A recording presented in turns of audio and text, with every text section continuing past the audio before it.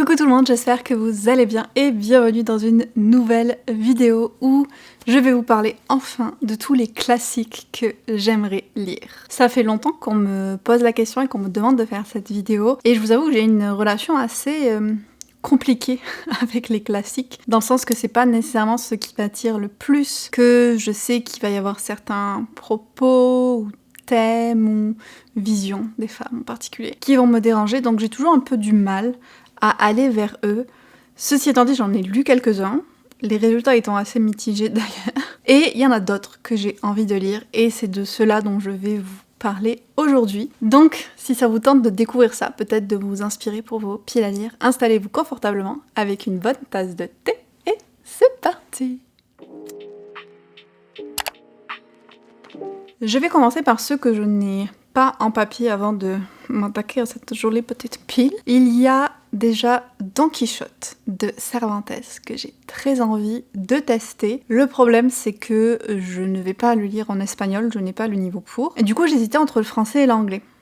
Je sais pas quelle traduction serait la plus proche du texte original. Et je sais que quelqu'un dans un commentaire quelque part, je sais plus si c'était sur Instagram ou sur une vidéo, m'avait dit qu'il y avait une traduction française qui avait quand même une très bonne réputation, si on peut dire ça d'une traduction. Mais j'arrive pas à retrouver, donc si jamais c'est toi cette personne et que tu veux me redire quelle traduction de Don Quichotte je devrais rechercher en français, j'apprécierais beaucoup, parce que peut-être que ça me décidera enfin à acheter une copie et le tester. Mais c'est une histoire qui m'intrigue beaucoup sur sa thématique et sur les messages que ça véhicule, donc avec le peu que je sais de l'histoire étant que Don Quichotte chasse les moulins à vent en pensant que c'est des dragons et qu'il est accompagné de son serviteur Sancho Panza et que donc il voyage et il essaye de combattre des moulins à vent.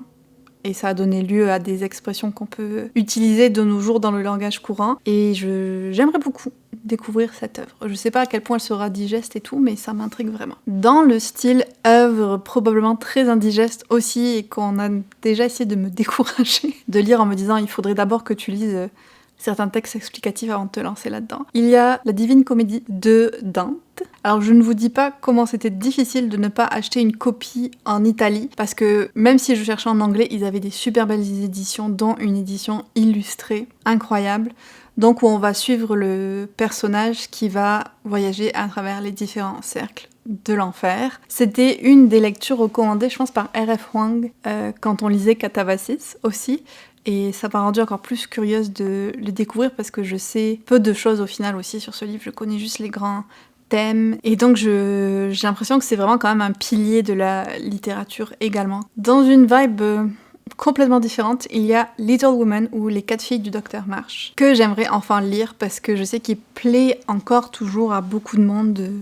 Maintenant, notamment, c'est le livre préféré d'une de mes amies et tout, et j'ai envie, moi aussi, de voir si je ressentirais ce même amour pour les personnages et tout. Donc les 4 sœurs Marsh, et j'avais vu une adaptation en film il y a longtemps. J'en garde quelques souvenirs flous, mais je pense que je redécouvrirai pas mal de choses quand même en lisant l'histoire. Et vu les avis que j'en ai vus autour de ce qui touche au féminisme, à la place de la femme et tout dans le livre, je suis vraiment curieuse de le tester et de me faire une opinion là-dessus, parce que j'ai aussi vu des gens qui détestent, donc à voir. Et puis enfin, dans le dernier, je pense que je n'ai pas en papier, il y a le Comte de Monte Cristo d'Alexandre Dumas. Je n'avais pas nécessairement prévu de le lire parce qu'il est énormissime, mais j'ai vu l'adaptation en film que j'ai beaucoup aimé. Je pense que c'est le film que j'ai préféré voir des dernières années, et je sais qu'il y a des choses qui ont été modernisées pour le film qui sont différentes dans le livre et tout, mais du coup ça m'a rendue curieuse de découvrir cette histoire épique de vengeance.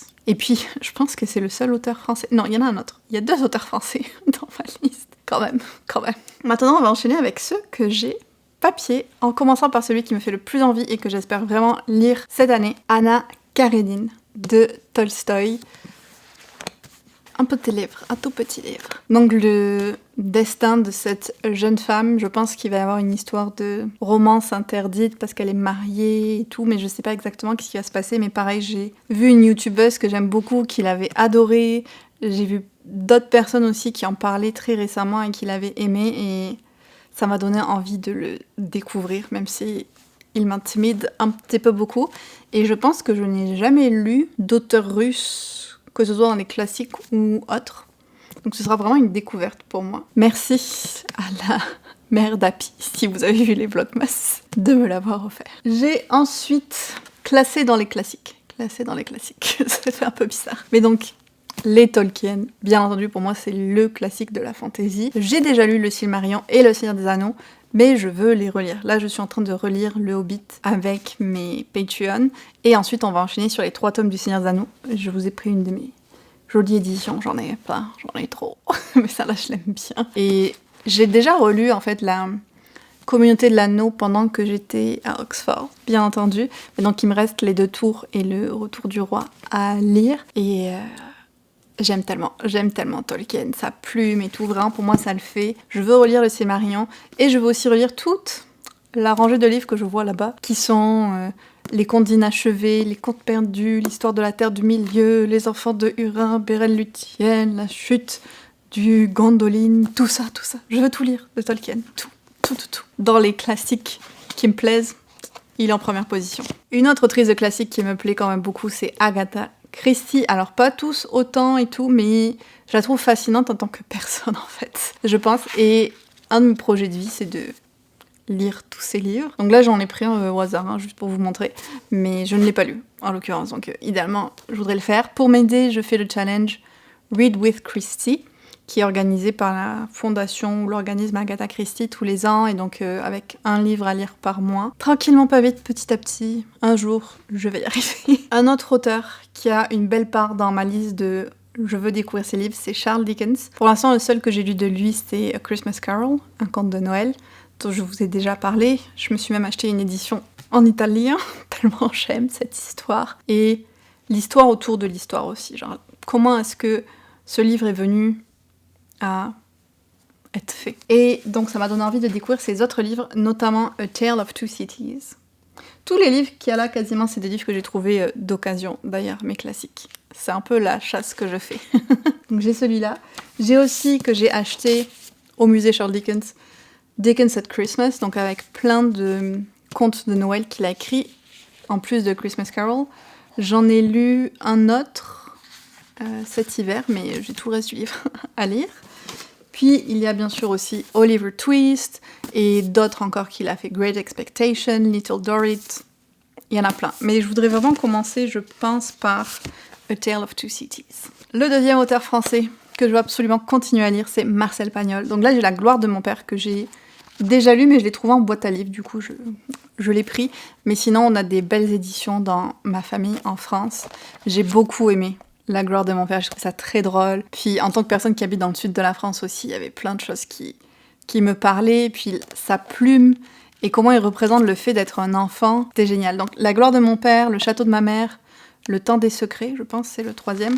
C'est un peu beaucoup autobiographique. Et Le temps des amours aussi. Donc c'est ça, c'est assez autobiographique et sur sa vie. Je voudrais au moins lire ces 4-là, je sais pas après pour les autres. Donc j'en ai lu un pour les 4. Plus qu'à continuer. Un qui s'est ajouté récemment à ma liste, c'est Winnie l'ourson. J'avais pas nécessairement prévu de lire Winnie l'ourson, mais quand j'étais à Cambridge, c'est là où l'auteur a étudié, je suis tombée sur ces éditions que j'ai trouvées vraiment magnifiques, et je me suis dit, oh, petite lecture de printemps, avec un petit pique-nique, quelque chose comme ça, cosy, ça le fait. J'aimais beaucoup les dessins animés de Winnie l'ourson quand j'étais petite, après tout. Un qui me fait peur maintenant, Jane Eyre, parce que lui, pour le coup, j'ai eu beaucoup d'avis négatifs. J'ai vu une adaptation en film aussi avec Michael Fassbender quand j'étais obsédée par lui. Je connais donc l'histoire, ce qui s'y passe, les révélations et tout, mais je pense que de le lire en papier, ce serait une expérience extrêmement différente. J'ai un petit peu peur de comment je vivrai la relation, par contre, entre Jane et Monsieur Rochester, mais j'ai envie de le tenter.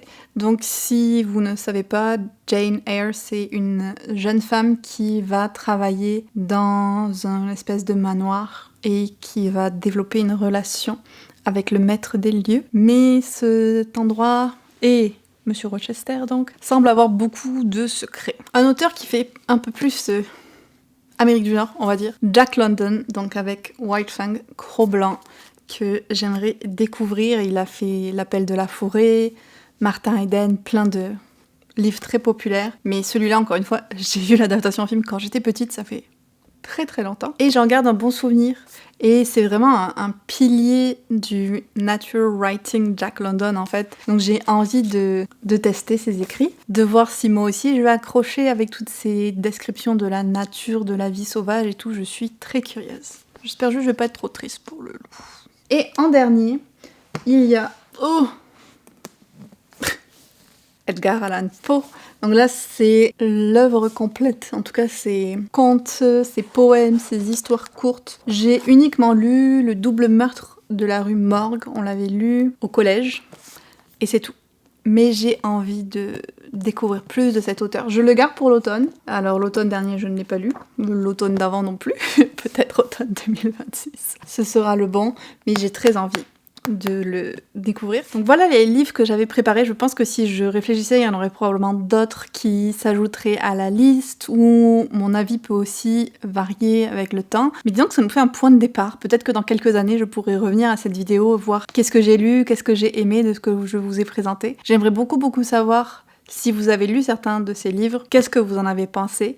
Si vous avez des classiques à me recommander aussi, dites-moi ça en commentaire, je serai très curieuse d'avoir vos recommandations et vos avis là-dessus. Oh, aussi, si jamais vous voudriez que je fasse des vlogs lecture de classiques, mentionnez-moi en commentaire lesquels ça vous intéresserait le plus de me voir lire.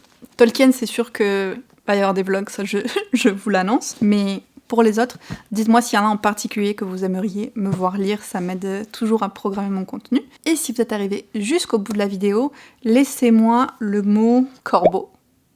C'est bien un corbeau, j'espère, Raven. Je confonds toujours. En commentaire, que je sache. Et je termine, comme toujours, en remerciant énormément les capas de mes Patreon pour leur soutien qui me permet de continuer à créer autant de contenu sur cette chaîne, explorer des nouvelles choses. Si jamais ça vous tente de soutenir le travail que je fais, qui est en ce moment mon seul travail en fait. Si vous voulez participer à nos lectures communes, avoir accès à notre Discord de discussion, nos challenges exclusifs, les vidéos bonus, tout ça, le lien est en barre d'infos. Et dans tous les cas, je vous remercie énormément d'être passé sur la chaîne, d'avoir regardé cette petite présentation des classiques que je veux lire, et j'espère qu'on se retrouvera très bientôt dans une prochaine vidéo.